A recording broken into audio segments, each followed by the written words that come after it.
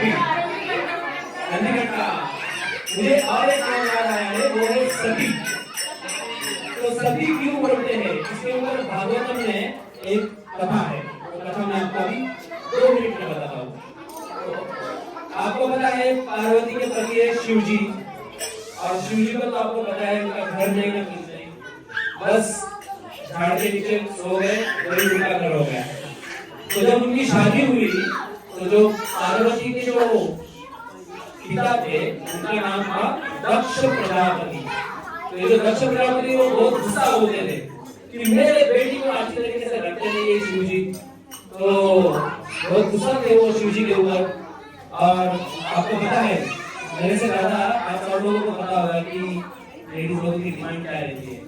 तो पार्वती हमेशा बोलती थी मेरे बच्चों के लिए ये करो, मेरे बच्चों को वो करो, और शिव जी अपने ध्यान से रहते हैं। आपने देखा होगा हमेशा ध्यान से रहते हैं। तो इसी बात पे दक्ष प्रजापति बहुत गुस्सा थे।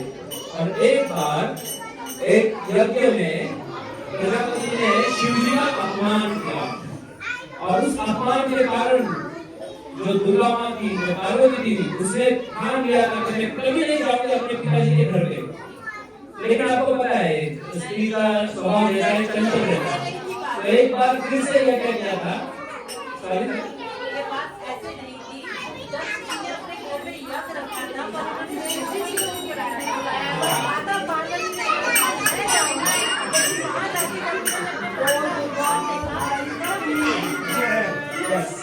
मैं उसी सोच के ऊपर आ रहा हूँ। तो फिर से प्रजापति दक्ष ने एक बार यज्ञ किया, शुरू किया था। तो उस बार शिव जी नहीं गए थे। तो शिव जी ने बोला था कि पार्वती तुम मत जा, और क्योंकि मेरा वहां पे अपमान हुआ था। तो पार्वती ने बोला नहीं नहीं, मेरे पिताजी है, फिर से अपमान नहीं करेंगे। उस टाइम मैं नहीं थी, अभी इस टाइम मैं हूँ, तो नहीं करेंगे आपका अपमान। तो ऐसा सोच के पार्वती चली गई। शिव जी ने मना किया था, उनके पति ने उनको मना किया था, फिर भी गई। और वहां जाके जब उन्होंने प्रजापति के जो फॉलोअर्स थे उन्होंने उनका अपमान किया, वो अपमान सहन नहीं हुआ। और जब अपने पति का अपमान सहन नहीं हुआ तो उन्होंने अपना शरीर त्याग किया, वहीं पे शरीर त्याग किया। उसमें उन्होंने आत्मयोग से चिता जला के अपने शरीर को त्याग किया। तो ये कहता है पतिव्रता का व्रत। तो ऐसे जो उनका जब शरीर दहन हुआ तो शिव जी को जब पता चला कि मेरी पार्वती का वहां पे शरीर त्याग हुआ है, तो पूरे अपने फॉलोअर्स आके वहां पे पूरा भस्म कर दिया, सबको बहुत मारा पीटा, वहां पे बहुत सारी लड़ाई हुई। लेकिन उसके बाद जब पार्वती ने पुनर्जन्म लिया तो वो पार्वती बन के आई। उसके पहले उसका नाम था सती।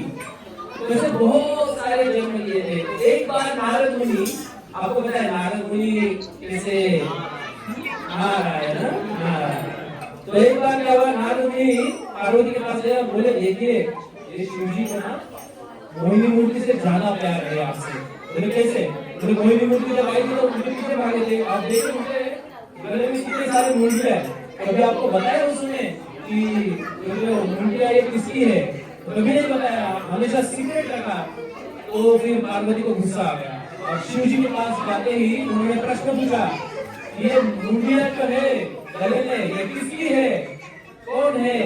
तो फिर पार्वती जी ने जब ये प्रश्न पूछा तो शिव जी ने कहा, जब जब तुम सती जाती हो तो तुम्हारे शरीर का जब देह त्याग होता है तो उसकी जो मूर्ति रहती है ना वो मैं संभाल के रखा हूँ। जितनी बार तुम्हारा जन्म हुआ है उतनी बार मैं ये मूर्ति संभाल के रखी है, तो ये तुम्हारी है। ये देख के पार्वती एकदम खुश हो गई। तो ये स्त्री स्वभाव है कि हमेशा बोलते हैं ना, भागवत में कहा जाता है 3 जगह पे झूठ बोला जा सकता है। आप पुरुष लोग ध्यान में रखो, 3 जगह पे झूठ बोला जा सकता है।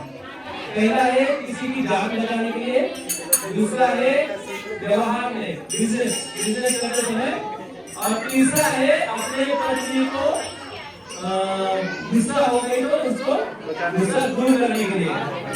जैसे बोलते हैं ना, चांद तारे तोड़ के निकालना बोलते हैं पति लोग, तो चांद तारे को कोई तोड़ के नहीं निकालते लेकिन झूठ बोलते हैं। तो दूसरी पत्नी को मनाने के लिए आप झूठ बोल सकते हैं। बड़े बुरा मान है कि